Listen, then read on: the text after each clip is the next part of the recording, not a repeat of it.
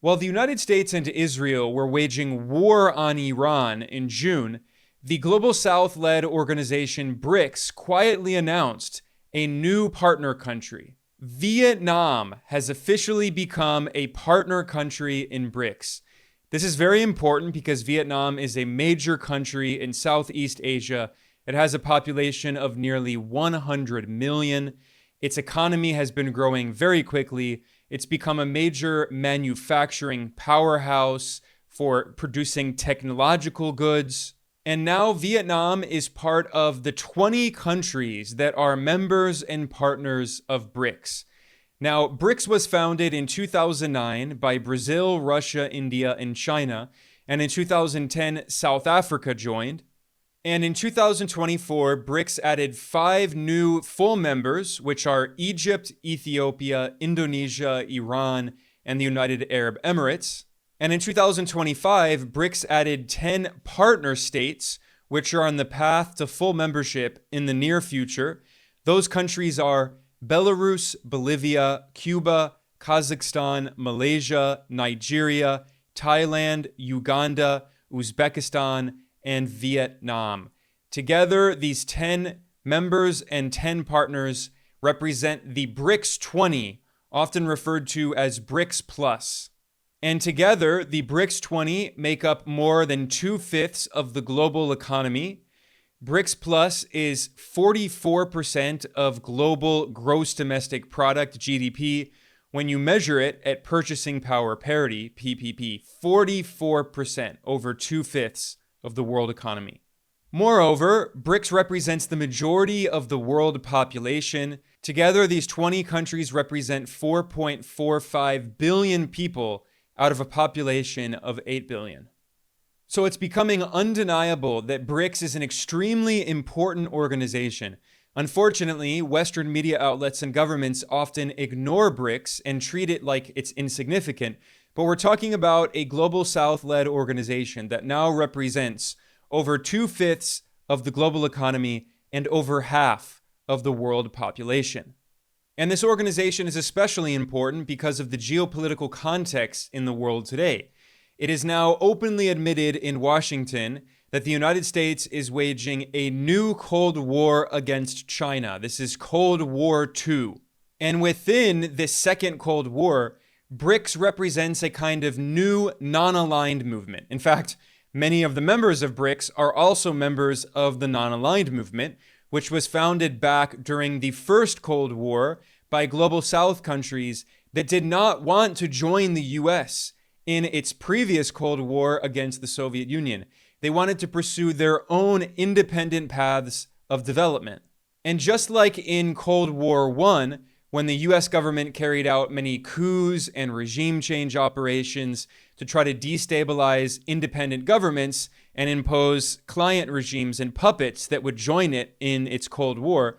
Similarly, today, in Cold War II, the US is trying to force and pressure countries to join it in trying to isolate China. And one of those countries has in fact been Vietnam. The US government has been quite explicit in its goal to divide China and Vietnam. US officials have been talking about Vietnam as a potential ally. This is what the US is saying, not Vietnam. US officials have said they want to remove US companies that have invested in China, move their investments out of China, and instead to invest in Vietnam. They refer to this as friendshoring. They want to cut China out of supply chains and instead put Vietnam in the center of these global supply chains. Moreover, the US government has been pressuring Vietnam to force Chinese companies to leave the country, and US big tech corporations like Google and Apple want to create new supply chains in Vietnam that do not include China in any way.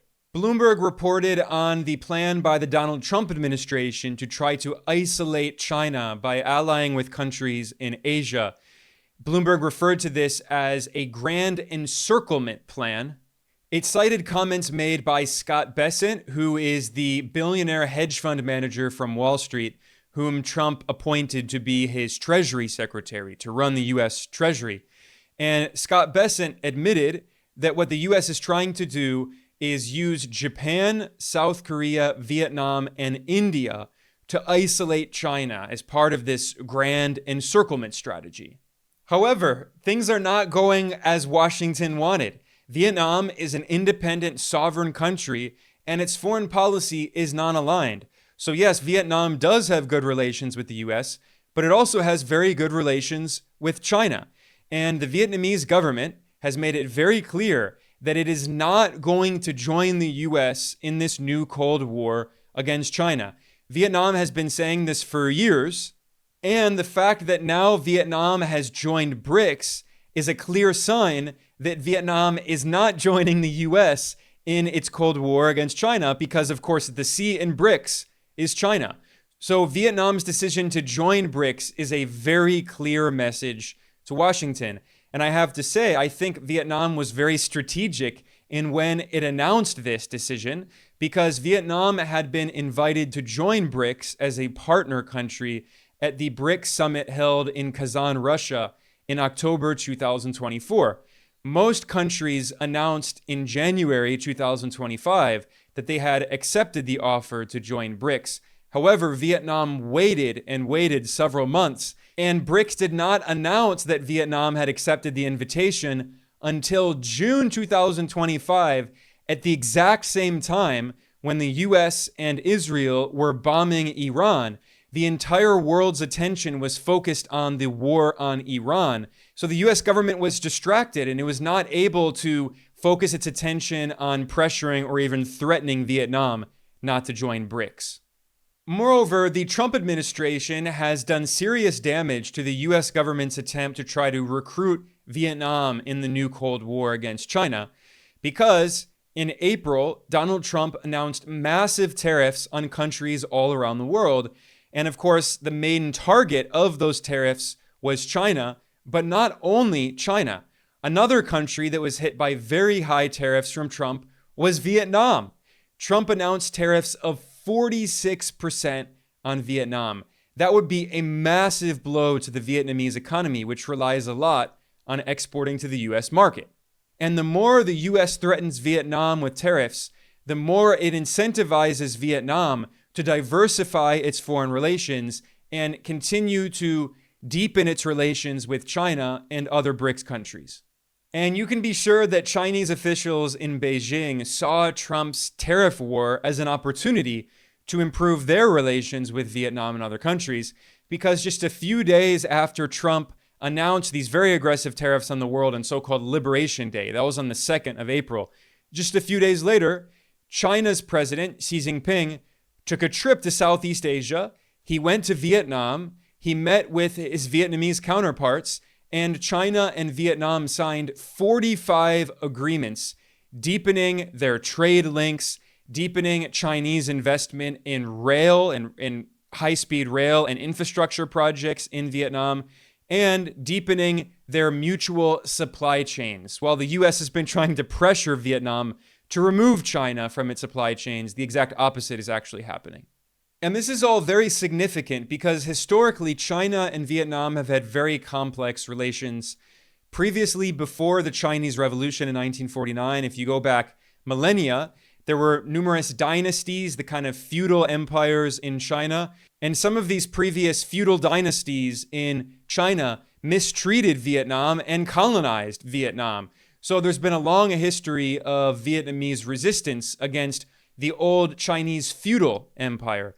And then after 1949, there was a socialist revolution in China. The Communist Party came to power, and China became a close friend of Vietnam in this period, especially after the French colonialists were kicked out. And then the US empire replaced the French empire, and the US tried to colonize Vietnam as well in the Vietnam War.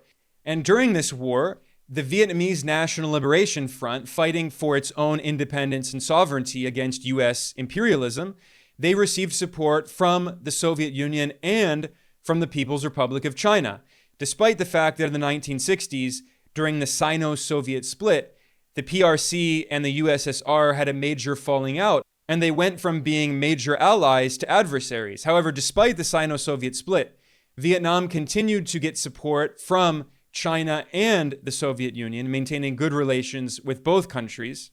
However, they did sour in 1979 when China actually fought a war with Vietnam. It was the last war that China has fought, was in 1979. This has meant that China and Vietnam have had very complicated relations. However, in recent decades, especially after the fall of the Soviet Union in 1991, and the USSR had been Vietnam's closest ally, after the fall of the USSR, China and Vietnam have grown closer, the relations have improved. And although today Vietnam and the US do have good relations, the Communist Party of Vietnam, which governs the country, has not forgiven the US for the horrific crimes committed against it. And especially in the 2020s, China and Vietnam have really grown closer. And if you had to briefly summarize Vietnam's foreign policy, it would be a strategy of non-alignment. And the Vietnamese government has an official policy it refers to as the 4 no's. What are those 4 no's? No partaking in military alliances, no siding with one country to act against another, no foreign military bases in Vietnamese territory or using Vietnam as leverage to counteract other countries, and no using force or threatening to use force in international relations. So the Vietnamese government has made it very, very clear that it's not going to join the US in trying to counteract China. It's certainly not going to join a US-led military alliance or a Chinese-led military alliance. And it wants peace. It will not allow any foreign militaries to operate in its territory. Vietnam wants its own independence and sovereignty, and it wants to develop the country economically. In fact, what's very interesting is Vietnam and China actually have very similar systems. And like Vietnam, China has repeatedly made it clear that it's not going to join a military alliance, and its foreign policy is also non-aligned. In fact, China and Russia have very close relations. But despite how close they are, they do not have an official alliance, yet alone a military alliance. It's simply referred to as a comprehensive strategic partnership. Moreover, the Chinese and Vietnamese economic and political systems are also very similar. In fact, Vietnam is officially known as the Socialist Republic of Vietnam.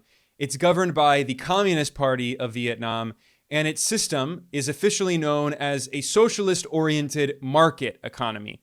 So after the end of the First Cold War and the overthrow of the Soviet Union, Vietnam carried out a reform process. And that reform was very similar to the reform and opening up carried out by China's leader Deng Xiaoping in 1978.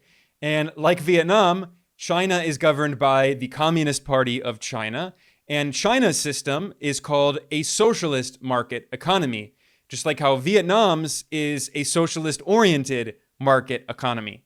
So politically and economically, China and Vietnam are very similar. And just as China has overseen incredible economic development in recent decades, lifting 800 million people out of extreme poverty, representing roughly 3/4 of global reduction of extreme poverty. And just like how China has moved up the global value chain and become the factory of the world, the process in Vietnam has been very similar. Vietnam has become a major manufacturing hub. Today, many consumer electronics goods are manufactured in Vietnam. And in fact, as the US government has been pressuring US companies that had previously invested in China to move out, many of those companies are going to another socialist country, to Vietnam. So more and more batteries and phones and computers already are and will continue to be built in Vietnam in the future. And the economic development in Vietnam has been very successful, almost as successful as China. So if you look at China's gross domestic product, its GDP per capita, that is per head, so accounting for the size of the population, and if you measure that at purchasing power parity, PPP, China's GDP per capita as of 2025 is $29,000. Compare that to Vietnam, which is $17,500, which is much higher than in the Philippines and in India. You know, there's a lot of coverage in the Western media talking about how amazing India's economic development has been, largely because the US is trying to ally with India against China. But in reality, Vietnam's economic success has been much, much better than India's. And what's amazing to consider is the fact that in 1990, the GDP per capita of China and Vietnam was lower than that of Haiti. Haiti is, of course, one of the poorest countries on earth that has suffered from centuries of Western colonialism and imperialism. And yet China and Vietnam and their socialist state-directed economies have gone from being poorer than Haiti in 1990 to now having very advanced economies that are quickly developing and moving up the global value chain. Now, that said, GDP can be a misleading metric because it doesn't take into account inequality. It doesn't take into account the quality of growth and if it's benefited average working people. So an even better metric is to look at mean income or consumption per day. And if you look, China and Vietnam are at basically the same level. The average income in China increased from just $2 per day in 1990 to $15 per day in 2022. And in Vietnam, it increased from around $3 per day in 1990 to around $14 in 2022. Compare that to India, which again, there's all this coverage in the Western media about India's economic growth, but India's mean income in 1990 was around $3, and as of 2022, it's around $5. So that is an increase, but it's not very impressive. Similarly, in Bangladesh and the Philippines, the increase has been much smaller than in China and Vietnam, which is a testament to the incredible success of the socialist market economies in China and Vietnam that combine state ownership of the most important parts of the economy, the commanding heights, the financial sector, energy, infrastructure, telecommunication. Those are all run by state-owned enterprises in China and Vietnam. However, they also have private companies that operate within a larger state-owned public sector, combining the best elements of socialism with a market economy.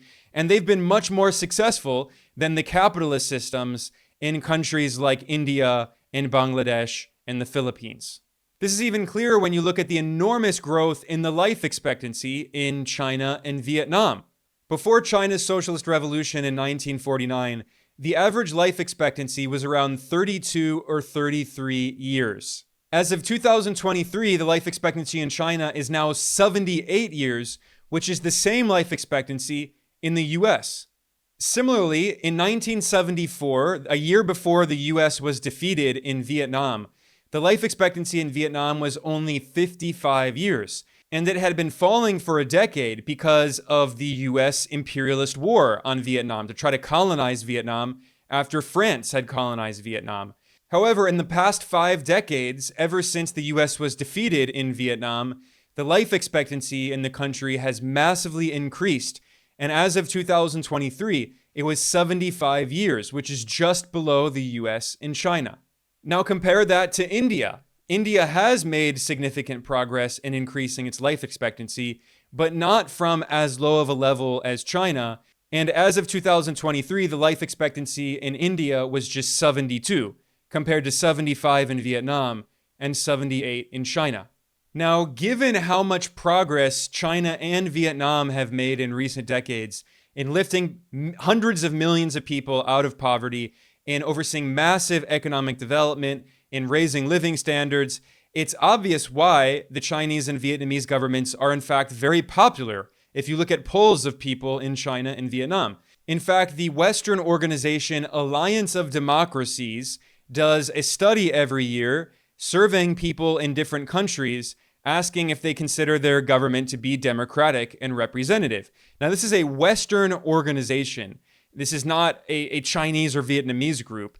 And they admitted in their polling that over 80% of people in China consider their country to be democratic, and nearly 80% of people in Vietnam consider their government to also be democratic.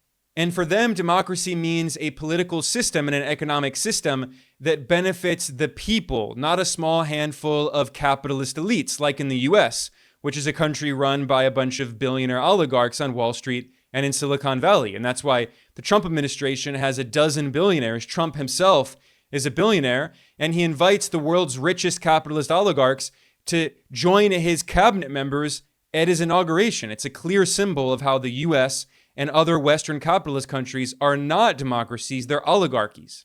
And again, this can be shown empirically through studies. The Democracy Perception Index for 2025, which was published by this Western group, Alliance of Democracies, they surveyed people in countries all around the world and asked them to approve their government's performance. And they found that the most popular governments on earth are China and Vietnam, where the majority of people said that they approve of their government and consider their government to be democratic and acting in the interest of the people. They also found that the Algerian government, which came to power after revolution, is quite popular, and the government of Nicaragua, run by the left-wing Sandinista Front, which also came to power through a revolution against a US-backed right-wing dictator. And meanwhile, this study found that the Western so-called democracies are in fact not democratic. The governments of the capitalist West are very unpopular with their people because they're actually oligarchies. They're not democracies. So what this shows is how a lot of the Western narrative about democracy and authoritarianism in the global South is very misleading. And the reality is that countries like China and Vietnam are making huge progress, and they have shown that there is another model for the world, not the Western capitalist imperialist model that's based on exploitation and war, constant nonstop war and meddling and intervention all around the world. And the rise of global South-led organizations like BRICS show how the world is really changing and how these Western imperialist powers are weakening as the formerly colonized countries in the global South, who represent the global majority, are rising up. And in addition to BRICS, another organization that represents this is ASEAN, the Association of Southeast Asian Nations. And ASEAN has established Southeast Asia as a region of peace and has promoted something it refers to as the ASEAN Way to resolve differences through diplomacy, not through conflict. And one of the reasons I also bring up ASEAN is because Vietnam is a member of ASEAN, and it has encouraged this organization as a peaceful diplomatic organization, and it sees it as an alternative to the imperialist hegemony of the West. Now, in May 2025, there was a historic summit that was held for the first time between ASEAN, the GCC, the Gulf countries, and China. And I think this is a model going forward of these kinds of global South-led organizations and fora where countries can come together and deepen their economic exchange and pursue peace. If you want to learn more about the historic ASEAN-GCC-China Summit, in the description below I will link to a video that I published in which I discuss more about this post-West world that we're increasingly seeing. On that note, I'm going to conclude. I am Ben Norton. I am the editor-in-chief of Geopolitical Economy Report. I want to thank everyone for joining me today. Please like and subscribe. Please share this. I will see you all next time.